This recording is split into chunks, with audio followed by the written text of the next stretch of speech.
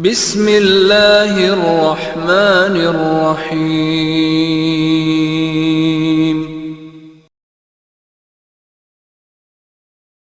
اعوذ باللہ من الشیطان الرجیم، بسم اللہ الرحمن الرحیم، الحمد للہ رب العالمین، وصلی اللہ علی محمد وآلہ الطیبین الطاہرین المعصومین الذین اذہب اللہ عنہم الرجس وطہرہم تطہیرا۔ ما ہوا مرجع الروایات الآمرۃ بالتوقف۔ توجہ فرمائیں، ہم نے کہا جو دو خبر متعارض ہیں اور متکافئان ہیں، قید ثانویہ کا تقاضا تخیر ہے۔ اب کوئی اشکال کرتا ہے کہ جناب جو روایات آپ نے پیش کی ہیں نا، جو تخیر پر دلالت کرتی ہیں، اس کے مقابلے میں کچھ ایسی روایات ہیں جو توقف پر دلالت کرتی ہیں۔ ٹھیک ہے جی، آپ نے وہ روایات پیش کی جو تخیر پر دلالت کرتی ہیں، تسلیم۔ ہم بھی آپ کو کچھ روایات دکھاتے ہیں جو روایات کہتی ہیں ایسی صورت میں جب دو خبریں متعارض متکافی ہوں آپ کوئی فتویٰ نہ دیں، توقف کریں۔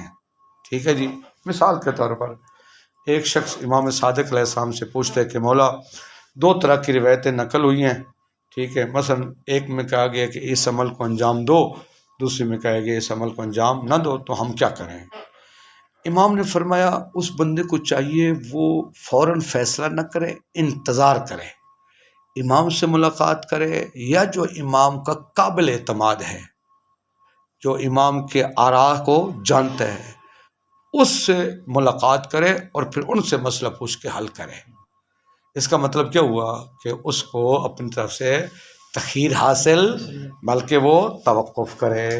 ٹھیک ہے جی، وہ الفاظ بھی بیان کر رہے ہیں کہ آپ حتی تلقا امامک، یعنی انتظار کرو یہاں تک کہ اپنے امام سے ملاقات کرو۔ فرمایا فإن الوقوف عند الشبہات خیر من الاقتحام فی الحلقات۔ شبہ جب اس طرح کے مشکوک مورد آ جائیں وہاں پر توقف کرنا بہتر ہے حلاقت میں پڑھنے سے۔ ٹھیک ہے جی، یہ انہوں نے اشکال کیا ہے بھی آپ کے پاس روایات تخیر، اس کے مقابلے میں ہمارے پاس روایات توقف بھی ہیں۔ اس کا جواب دیتے ہیں، فرماتے ہیں ہمیں بھی ان روایات کا علم ہے، ٹھیک ہے، یہ روایات ہم نے بھی ان کو پڑھا ہے، ہمیں بھی پتہ ہے، لیکن کوئی بھی روایت ہو ہمیشہ دیکھا جاتا ہے کن حالات میں وہ روایت صادر ہوئی ہے، موقعیت کیا تھی، شرائط کیا تھیں، کیسے حالات تھے، ٹھیک ہے جی، ان کو دیکھنا ضروری ہوتا ہے۔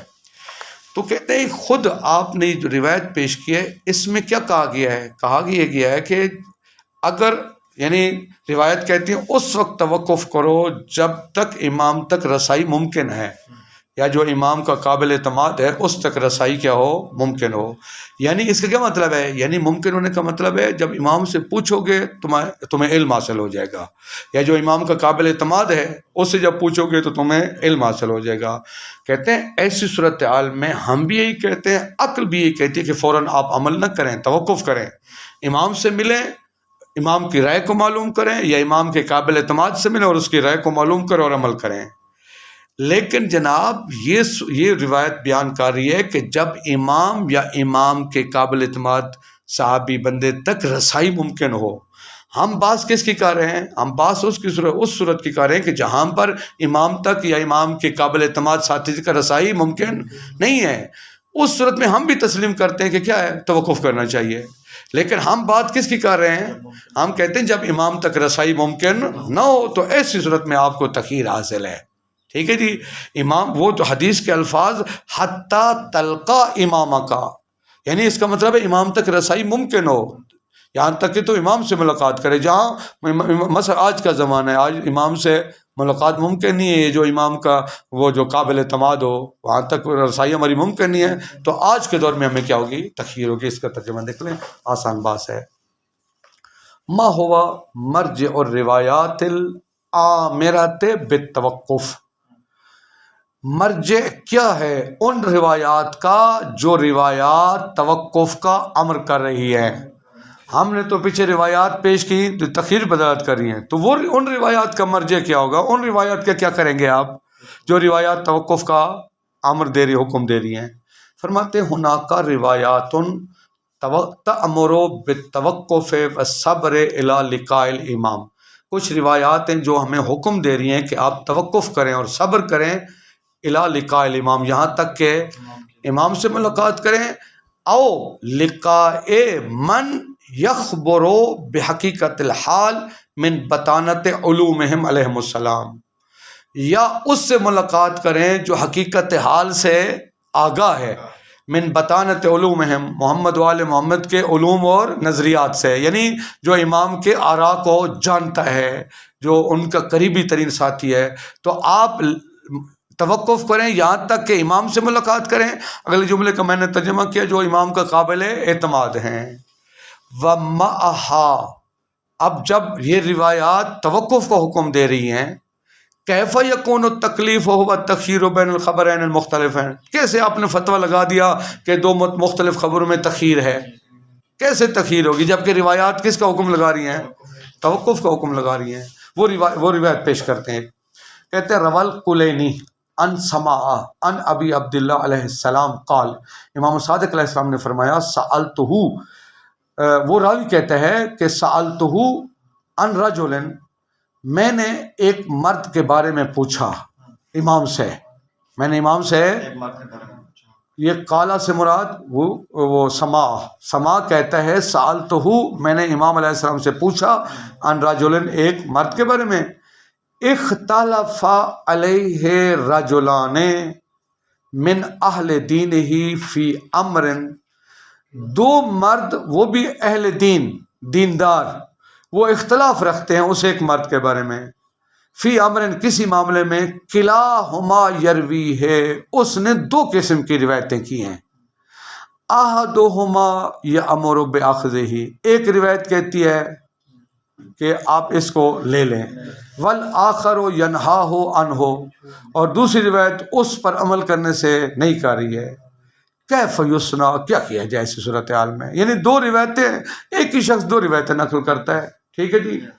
اچھا جی، امام نے فرمایا یرجع ہو یا یرجع ہو، اس روایت کو رہا کر دو، اس کو چھوڑ دو، آزاد کر دو، یعنی توقف کرو، حتی یلقا، یہاں تک کہ ملاقات کرو، من، اس سے، یخبرہ، جو اس سے باخبر ہو، ٹھیک ہے، یہ بات استدلال ختم، جو اس سے باخبر ہو، وہ امام بھی ہو سکتا ہے، امام کا قابل اعتماد ساتھی بھی ہو سکتا ہے، فہو فی ساعۃ حتی یلقاہ، بس اس کو اختیار ہے جب تک امام سے ملاقات، اس وقت تک وہ توقف کرے گا۔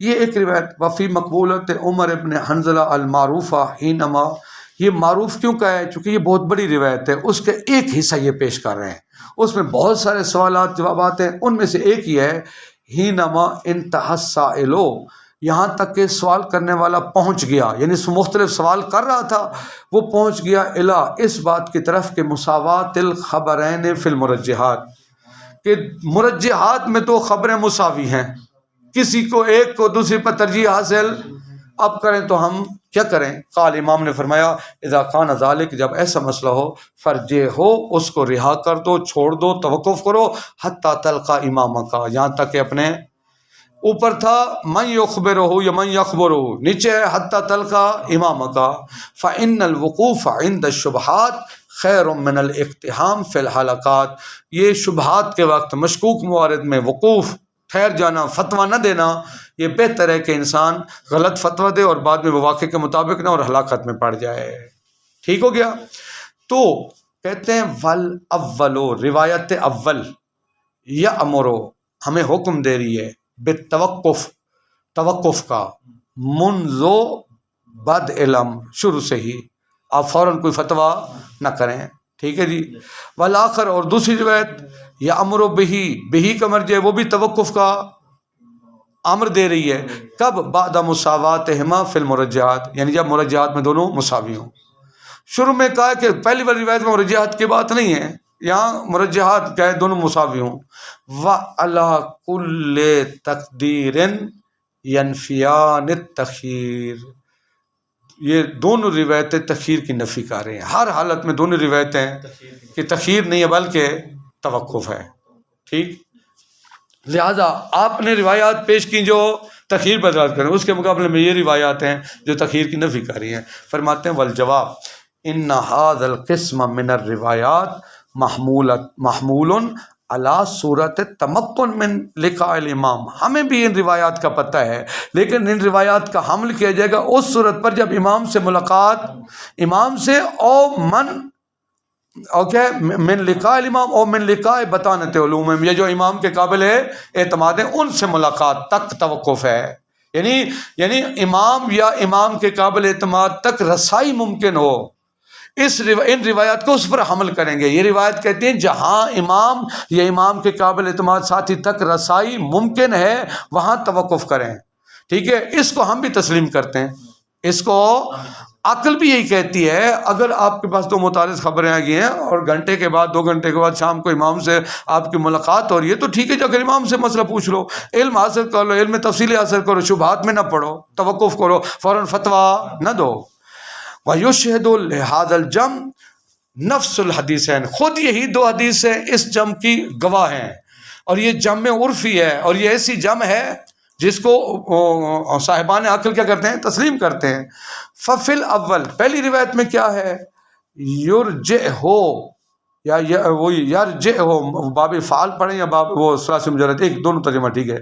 یرجعہ، امام نے فرمایا اس کو رہا کر دو، حتی یلقا من یخبرہ، یہاں تک کہ ملاقات کرو اس سے جو ان چیزوں کی خبر رکھتا ہو، جو قابل اعتماد ہو۔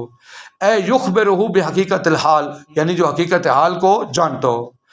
وما ہوا صحیح من الخبرین، اور وہ جانتا ہو کہ ان 2 خبروں میں سے صحیح، اس سے ملاقات کرو۔ پھر ثانی میں کیا کہا، فرجے ہو حتی تلقا امام کا، اس کو چھوڑ دو یہاں تک کہ امام سے ملاقات کرو۔ سمجھو بھی اس کا مطلب ہے یہ 2 روایات بالکل واضح کہہ رہی ہیں اگر امام تک رسائی کیا ہو، ممکن ہو، یہ جو امام کا قابل اعتماد ہے اس تک رسائی ممکن ہو۔ فرماتے ہیں کہ ومن لاحظ الروایات الآمرۃ بالتوقف یلمس ذلک، جو شخص ان توقف کا امر دینے والی روایات میں دقت کرے، یلمس ذلک، وہ اس حقیقت تک پہنچ جائے گا، وہ اس کو یہ بات معلوم ہو جائے گی کہ یہ امام تک رسائی ممکن ہونے کی صورت کو بیان کر رہی ہے کہ جب یہ توقف تب ہے جب امام تک رسائی کیا ہو، ممکن ہو۔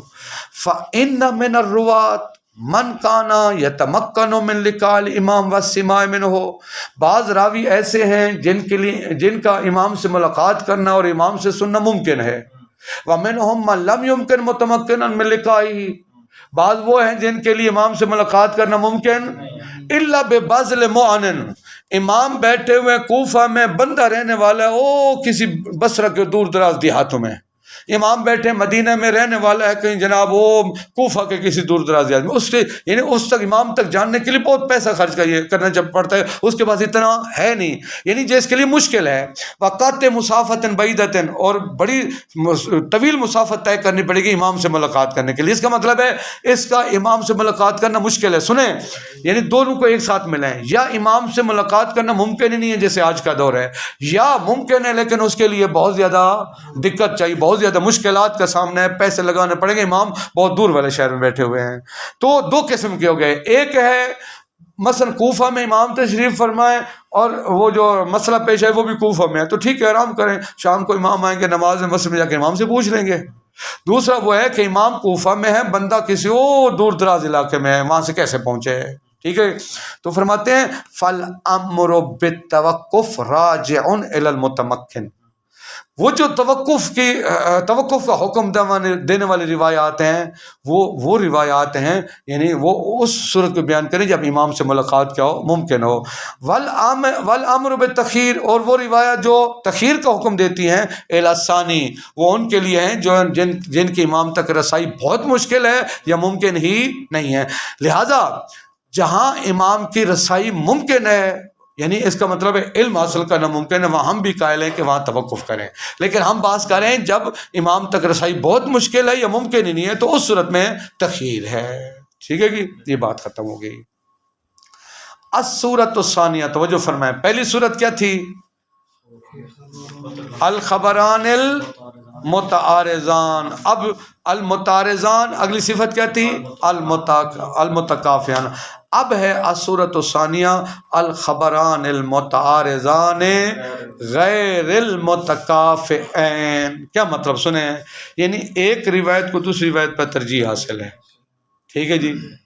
تو جب ترجیح حاصل ہے وہ متکافئ نہیں ہے تو کہتے ہیں اس صورت میں آیا ہم تخیر کو لیں یا مرجح کو لیں یا کیا کریں ہم؟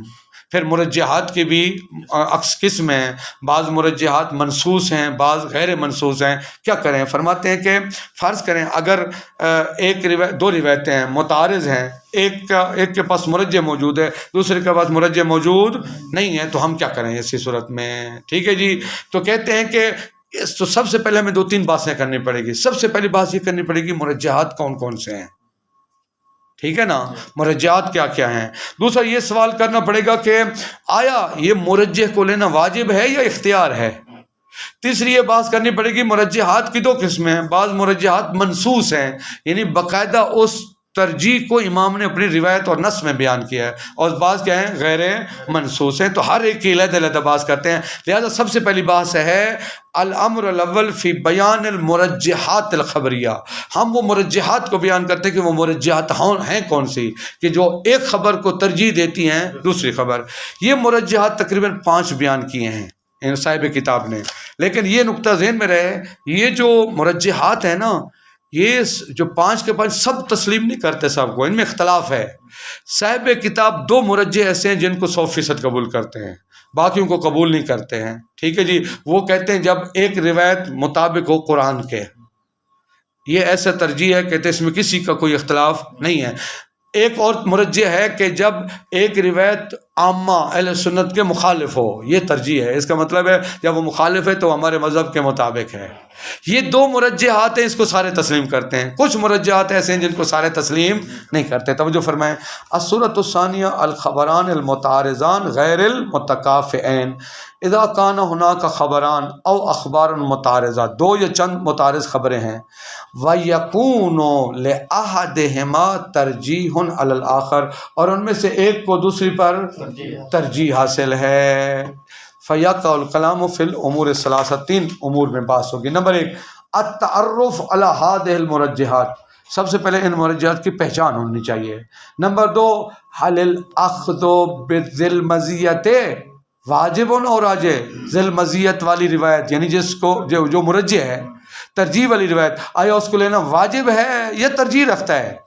تیسرا حل یقتصر علی المنصوص من المرجحات. دیکھیے بعض مرجحات وہ ہیں جن کے بارے میں نص موجود ہے، جس کو خود معصوم نے اپنی حدیث میں بیان کیا ہے، آیا ان پر اکتفا کیا جائے گا اور یتعدی غیرہ، یا جو منصوص نہیں بھی ہیں جن کو ویسے مرجحات بیان کیا جاتا ہے، آیا ان تک متعدی ہوں گے یا متعدی نہیں ہوں گے. کہتے ہیں ہر ایک کی وَلْنَتَنَاوَلِ الْبَحْثَ فِي كُلِّ وَاحِدٍ مِنْهَا. ہر ایک کے بارے میں ہم علیحدہ علیحدہ بحث کرتے ہیں. تو سب سے پہلے کیا ہے؟ الامر الاول فی بیان المرجحات الخبریہ. مرجحات خبریہ یعنی 2 خبریں متعارض ہیں، ایک کو دوسری پر ترجیح حاصل ہے. فقط وارد ترجیح ہو. دیکھیے یہ جو سب سے پہلی ترجیح بیان کر رہے ہیں وہ کون سی ہے؟ صفات راوی. یعنی کیا مطلب سنیں، یعنی 2 روایتیں ہیں، اس کا بھی راوی دیکھیں، اس کا بھی راوی دیکھیں. ایک کا راوی، صفات راوی بھی مرجحات میں سے ایک ہے. کہنا یہ چاہ رہے ہیں کہ صفات راوی بھی، مثلا ایک راوی زیادہ عادل ہے، دوسرا عادل ہے. ایک فقیہ ہے، دوسرا افقہ ہے. ایک وہ متقی ہے، ایک اتقی ہے. ٹھیک ہے. ایک اورا زیادہ پرہیزگار ہے.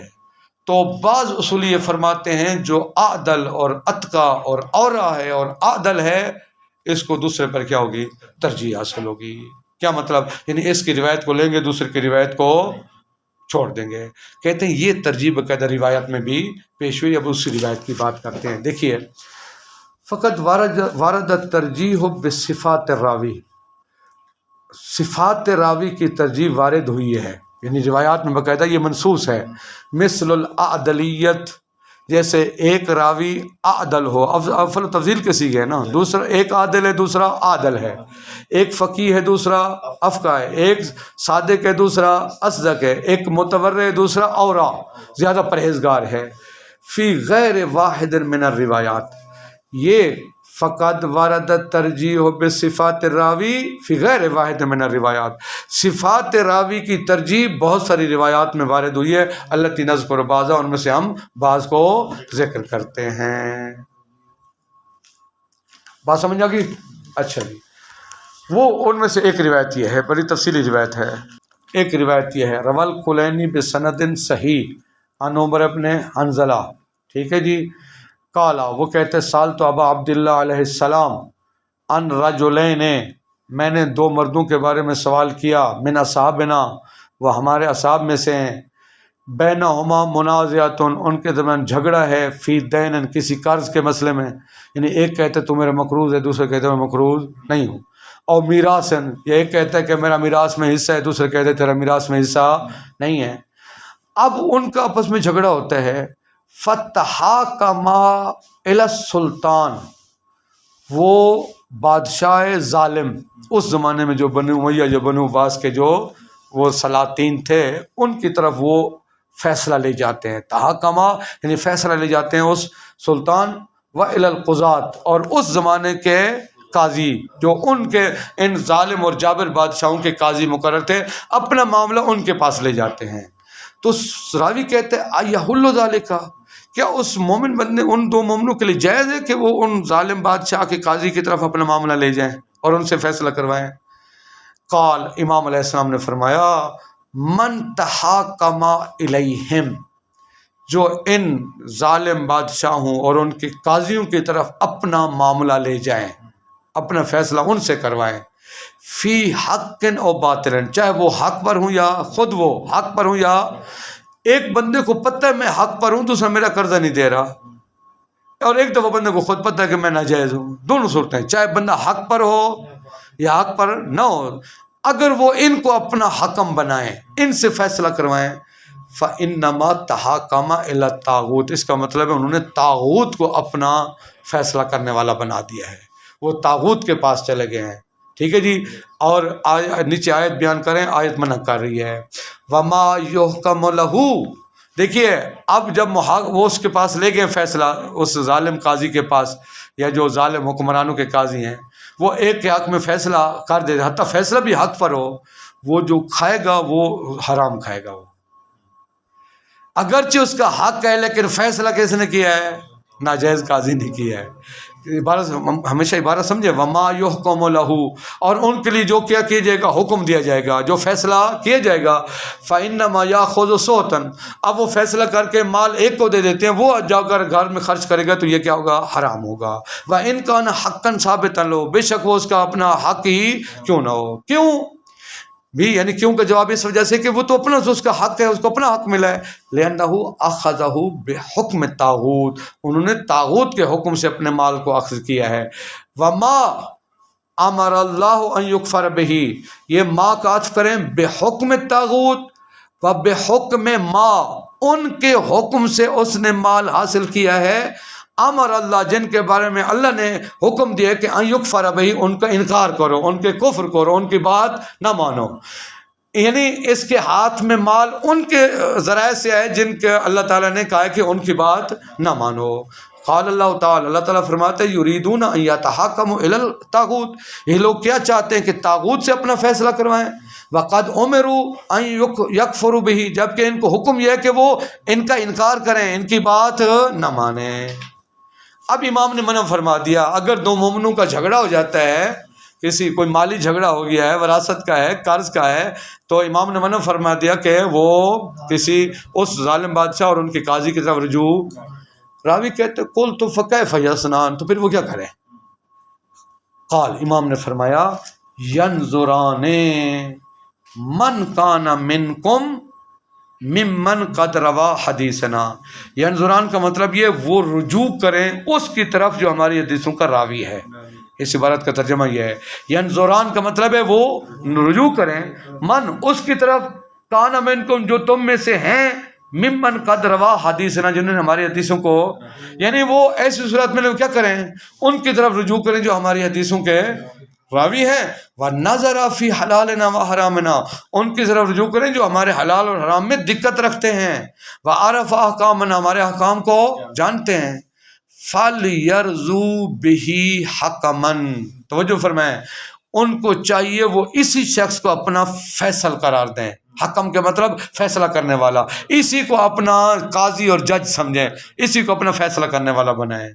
فَإِنِّي قَدْ جَعَلْتُهُ عَلَيْكُمْ حَاكِمًا، مولا فرماتے ہیں ایسا شخص جو ہمارے حلال حرام کو جانتا ہے، ہماری صحیح معرفت رکھتا ہے، فرمایا ان کو میں تم پر حاکم قرار دے رہا ہوں، یہ تمہارا فیصلہ کرنے والا ہے۔ فَإِذَا حَكَمَ بِحُكْمِنَا، اگر یہ ہمارے حکم کے مطابق کوئی حکم لگائیں، فلم یقبل منہ، اور ان کو قبول، جو بھی اس کو قبول نہ کرے، فإنما استخف بحکم اللہ، ایسے جیسے اس نے حکم خدا کی نافرمانی کی ہو، اللہ کے حکم کی توہین کی ہو، وعلینا رد، ایسے جیسے انہوں نے ہمارے قول کو رد کیا ہو، والراد علینا راد علی اللہ، ہمیں ٹھکرانے والا اللہ کو ٹھکرانے والا ہے، وہو علی حد شرک باللہ، اور یہی شخص مشرک ہے۔ ٹھیک ہو گیا؟ تو اچھا ابھی حدیث جاری ہے، ابھی اگلا جو مرحلہ ہے یہ مہم ہے۔ کہتے قل، تو میں نے کہا فَإِن كَانَ كُلُّ رَجُلٍ اخْتَارَ رَجُلًا مِنْ أَصْحَابِنَا، سنیں اگلا مرحلہ یہ ہے، کہتے وہ دونوں بندے جو جھگڑا کر رہے تھے، وہ دو بندوں کو اپنا حکم بناتے ہیں، دونوں کے دونوں شیعہ بھی ہیں، دونوں آپ کے حلال اور حرام کو جاننے والے بھی ہیں، لیکن ایک اور فتویٰ دیتا ہے دوسرا اور فتویٰ دیتا ہے، پھر کیا کریں؟ ٹھیک ہے نا، مسئلہ تو اب آ گیا نا۔ کہتے ہیں کہ مسئلہ یہ ہے فَإِن كَانَ كُلُّ رَجُلٍ اخْتَارَ رَجُلًا مِنْ أَصْحَابِنَا، ان دو جھگڑا کرنے والوں میں سے ہر مرد نے ایک ایسے شخص کو اختیار کیا ہے جو ہمارے اصحاب میں سے ہے، یعنی ان صفات پر پورا اترتے جو آپ نے بیان فرمائی ہیں، فَرَاضِيَا، دونوں راضی ہو گئے ہیں، أَن يَكُونَ النَّاظِرَيْنِ فِي حَقِّهِمَا، دونوں راضی ہوں گے یہ جو دو ہمارے حق میں کیا کر دیں، فیصلہ کر دیں، لیکن وختلفا، وہ ہمارے اصحاب میں سے جن دو قانون نے اختیار کیے جن کو، وہ اختلاف کرتے ہیں فیما حکمن، یعنی جو حکم ہے اس حکم میں دونوں کیا کرتے ہیں، اختلاف رکھتے ہیں۔ ایک نے کوئی اور فتویٰ دیا ہے آپ کی حدیث کا حوالہ دے کر، دوسرے نے کوئی اور فتویٰ دیا وہ بھی آپ کی حدیث کا حوالہ دے کر، تو وَقِلَاهُمَا اخْتَلَفَ فِي حَدِيثِكُمْ، دونوں آپ کی حدیث میں اختلاف کر رہے ہیں، پھر کیا کریں؟ فقال، یہ اب اصل مورد ہے، امام نے فرمایا الحکم ما حکم بہ اعدلہما وافقہہما واصدقہما فی الحدیث واورعہما، پھر حکم وہ لیا جائے، یعنی اس حکم کو لیا جائے جو حکم دے ان دونوں میں سے عادل، افقا، اصدق اور اورا، یعنی ان دو، وہ جو ہمارے میری دونوں حدیثوں کو روایت کرنے والے ہیں ان میں سے جو عادل ہے اس کے حکم کو لے لیں، جو افقا ہے اورا ہے اس کو لے لیں، ولا یلتفت الی ما حکم بالآخر، جو عادل ہے اس کی طرف رجوع نہ کریں، اس کی طرف متوجہ ہے، ان دونوں راوی میں سے جو عادل ہے اس کو لے لیں۔ اس کا مطلب یہ ہوا، اس حدیث سے ثابت ہوا کہ وہ جو صفات راوی ہیں یہ بھی مرجحات میں سے ایک مرجح ہے۔ ٹھیک، اب صاحب کتاب فرماتے ہیں، ایک لائن میں جواب فرماتے ہیں، میں اس کو تسلیم نہیں کرتا کہ صفات راوی بھی مرجحات میں سے، آپ نے کوئی کہ ابھی یہ حدیث ہے، جناب یہ حدیث مربوط ہے فیصلہ اور قضاء کے مسئلے میں، امام قاعدہ کلی بیان نہیں کر رہے ہیں، امام فرما رہے ہیں مصلحت اسی میں ہے کہ جب ایسی صورت الفیصلہ کا وقت آ جائے، قضاوت کرنی پڑ جائے، تو وہاں ان دونوں راویوں میں سے جو افقہ ہو اس کو لے لیں۔ آپ یہ امام یہاں سے قاعدہ کلی بیان نہیں کرے کہ جہاں کہیں بھی اس طرح کی دو روایت متعارض آ جائیں تو جو عادل اور افقہ ہو اس کو لے لیں، کہتے ہیں ہم اس کو تسلیم نہیں کرتے۔ دیکھیے نام کہتے ہیں، اچھا ان ھذا القسم من الترجیح قد ورد فی غیر واحد من الروایات، صاحب کتاب فرماتے ہیں یہ ترجیح منصوص ہے بہت ساری روایات میں، اس کے علاوہ اور روایات جہاں وارد ہوئی ہے، لیکن الجمیع راجع الی ترجیح حکم احد القاضیین علی حکم قاضی الاخر، یہ روایتیں راجع ہیں، یہ روایتیں، یہ جو ہے نا وہ سب کی سب روایات یہ بیان کری ہیں کہ جب دو قاضی فیصلہ کرنے لگیں تو دیکھا جائے جو ان میں سے افقہ ہو اور اورا اور اتقا ہو اس کو لیا جائے، ٹھیک ہے نا۔ ومن المحتمل جداً اختصاص الترجیح بہی لمورد الحکومہ. سنیں، بہت زیادہ احتمال ہے اس روایت میں جو ترجیح بیان کی جا رہی ہے وہ ترجیح صرف اور صرف فیصلہ سازی کے ضمن میں ہو، صرف قضاوت کے ضمن، حکومت کا مطلب صرف قضاوت کے ضمن میں ہو، صرف باب قضاوت میں یہ ترجیح ہے کہ جب اب پیسے دینے ہیں اس کو دیں یا اس کو دیں، یہاں پہ دیکھا جائے گا ان دو قاضیوں میں سے عادل اور افقہ کون ہے. اس کو آپ ہر دو خبر متعارض کی طرف قیاس نہ کریں. کہتے ومن المحتمل جداً، یعنی بہت زیادہ احتمال یہ ہے اختصاص الترجیح بہی لمورد الحکومت، یہ جو ایک طرف کو ترجیح ہے، افقہ کو ترجیح ہے، صفات راوی کو ترجیح ہے، یہ صرف کس میں ہے؟ لمورد الحکومت میں ہے. کیوں؟ حتی یرتفع النزاع، تاکہ نزاع کو ختم کیا جا سکے، وتفصل الخصومت، اور اس لڑائی جھگڑے کا فیصلہ کیا جا سکے. ولا دلیل علی التعدی منہ الی غیرہ، کوئی دلیل نہیں اس بات پر کہ ہم اس حکم کو قضاء سے متعدی کریں الی غیر قضاء، یعنی ہم کہیں کہ ہر جگہ جہاں پر بھی دو خبر متعارض آ جائیں تو جو عادل اور افقہ ہو اس کو ترجیح حاصل ہے. نہیں، ہم قاعدہ کلیہ نہیں عکس کر سکتے. ٹھیک ہے جی. وذالک، وجہ یہ ہے کہ لأنہ لما کان، دیکھیے یہاں یہ مورد تقاضا کرتا ہے، یہ قضاوت کا مورد تقاضا کرتا ہے. یہاں اگر افقہ کو نہ لیے جائے تو مفسدہ ہے اس میں، اس مفسدہ سے بچنے کے لیے کہا گیا کہ افقہ کو لے لیں. صرف اسی باب کے ساتھ خاص ہے یہ مسئلہ. وذالک لأنہ، وجہ یہ ہے لما کان ایقاف الواقعہ، جب ہم اس واقعہ میں توقف کریں. ایقاف الواقعہ کا مطلب یعنی ہم کوئی فتویٰ نہ دیں، وعدم صدور الحکم، اور ہم کوئی حکم صادر، تو یہ غیر خال من المفسدہ، یہ مفسدہ سے خالی نہیں ہے، یعنی اس میں مفسدہ پایا جاتا ہے. یہاں توقف کرنا اس میں مفسدہ ہے، بیچارے کہاں جائیں گے پھر. لہٰذا اس مفسدہ سے بچنے کے لیے یہاں ہم کہتے ہیں کہ جو عادل ہے اس کی بات کو لے لیں. اچھا، یہ امر جزا ہے، لأنہ لما، یہ لما شرط ہے، امر الامام جزا ہے، کہ اس وجہ یہ کہ جب ایقاف الواقعہ یعنی توقف کا حکم دینا اور کوئی حکم صادر نہ کرنا، جب یہ مفسدہ سے خالی نہیں ہے، اسی وجہ سے امر الامام، امام نے حکم دیا ہے باعمال المرجحات. یہاں آپ کیا کریں؟ مرجحات کو عمل میں لے آئیں، یعنی مرجحات کی رعایت کریں. حتی یرتفع النزاع، تاکہ نزاع کیا ہو سکے؟ دفع ہو سکے. لہٰذا اس مورد سے مخصوص ہے یہ روایت. یہ نہیں کہ جہاں کہیں بھی ایسے متعارض خبریں ہوں تو وہاں پر آپ کیا کریں؟ آپ وہ مثلا وہ کیا کریں؟ افقہ کی طرف روایت. لہٰذا صفات راوی والے ہم اس کو تسلیم نہیں کرتے. لہٰذا اس روایت کا تو مل گیا جواب. ایک اور روایت بیان کرتے ہیں کہ تو اس روایت میں تو کلی طور پر حکم لگایا گیا کہ جہاں کہیں بھی ایسا مسئلہ پیش ہو تو صفات راوی کو دیکھا جائے. فرماتے وہ روایت سندن ضعیف ہے اور وہ روایت مقطوع ہے. وجہ بیان کرتے ہیں. نام وارد ترجیح بصفات الراوی فی مورد تعارض الخبرین. سنیں، ایک تو بالکل واضح روایت ہے کہ جب بھی دو خبروں میں تعارض ہو رہا ہو تو وہاں آپ صفات راوی کو کیا کریں؟ آپ اس کو ترجیح دیں، یعنی جو عادل ہے اس کو لے لیں، جو عادل ہے اس کو چھوڑ دیں. کہتے ہیں فی ما رواہ ابن ابی جمہور الاحسائی، جمہور احسائی نے یہ روایت کی ہے. ان العلامہ، کس سے؟ یہ روایت مرفوع ہے الی زرارہ. یہ نسبت اس روایت کی کس کی طرف ہے؟ سنیں، علامہ نے کس سے؟ جمہور احسائی سے. جمہور احسائی نے روایت کی ہے زرارہ سے. علامہ اور اس جمہور احسائی کے درمیان کتنا فاصلہ ہے؟ جمہور احسائی اور زرارہ کے درمیان کتنا فاصلہ ہے؟ درمیان میں کوئی راوی موجود ہی نہیں ہے.